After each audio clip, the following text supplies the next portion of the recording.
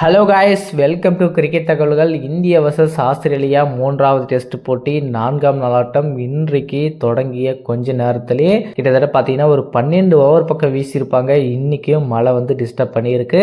So ஆக மொத்தத்தில் கிளியராக தெரிஞ்சு போச்சு, இந்த மூன்றாவது போட்டி ட்ரா அப்படின்றது தான் அறிவிக்க போகிறாங்க. அதில் எந்த மாற்றமும் இல்லை.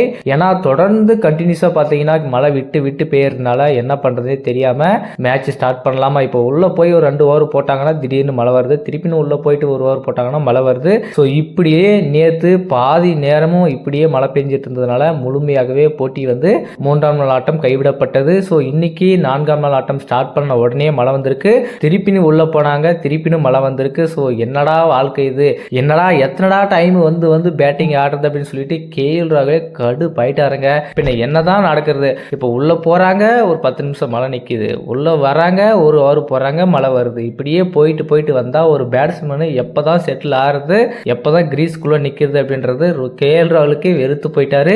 அத்தனை டைமு வந்து வந்து போயிருக்காரு. ஸோ இன்னைக்கும் 4ஆவது நாள் ஆட்டத்திலையும் மழை வந்து குறுக்கிட்டு இருக்கு. ஸோ ரோஹித் சர்மா வந்த உடனே அவுட் ஆயிட்டாரு. கேஎல் ராகுல் இப்போ வந்து அற்புதமா பிளே பண்ணிட்டு வந்துட்டு இருக்காருங்க. ஸோ அவரும் ஜடேஜாவும் இப்போ பார்ட்னர்ஷிப் பண்ணிட்டு வந்துட்டு இருக்காங்க.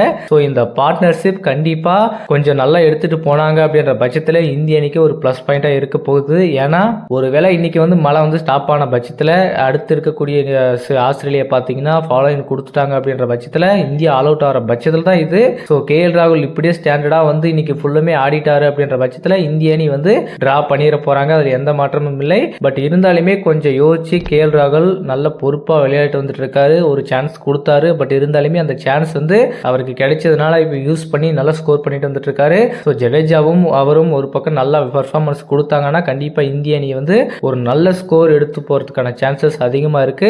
இன்னும் 300 ரன்கள் பக்கம் வந்து இருக்கிறது இந்திய அணிக்கு. ஸோ ஒருவேளை இந்திய அணி ஆல் அவுட் ஆனாங்கன்னா கண்டிப்பாக ஆஸ்திரேலிய அணி டேரக்டா ஃபாலோயிங் தான் வந்து கொடுக்க போறாங்க. அதனால முடிஞ்ச அளவுக்கு எவ்வளவுக்கு அவ்வளோ இந்திய அணி இந்த 4ஆவது நாளை வந்து கடந்து போறாங்களோ அதுதான் வந்து இந்திய அணிக்கு ஒரு மிகப்பெரிய ஒரு பிளஸ்ஸா இருக்க போகுது. ஸோ பிளஸ் ஆகிறது மட்டும் இல்லாம இன்னைக்கு டே வந்து ஃபுல்லுமே மழையால வந்து கேன்சல் பண்ணாங்கன்னா நாளைக்கு வரைக்குமே இந்தியா எடுத்துட்டு போனாங்க அப்படின்னா ஆஸ்திரேலிய அணி ஃபாலோயிங் கொடுத்தா கூட இந்திய அணிக்கு சிக்கல் வந்து ஏகப்பட்ட இடத்துல இந்திய அணிக்கு இருக்கு. ஸோ என்ன பண்ண போறாங்க, ரோஹித் சர்மாவுடைய பிளான் டோட்டலி வந்து சொதப்பிடுச்சு அப்படின்றது எல்லாருக்கும் தெரிஞ்சு போச்சு.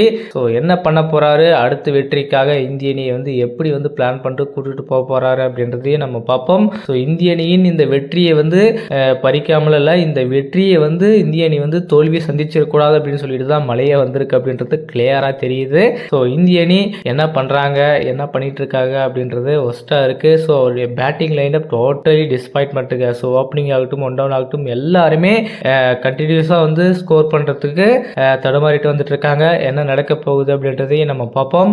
ஓகே கைஸ், மழையால இந்திய அணி தப்பிச்சிருக்காங்க. ஸோ இது குறித்து உங்களுடைய கருத்துக்கள் மறக்காம கமெண்ட்ல சொல்லுங்க.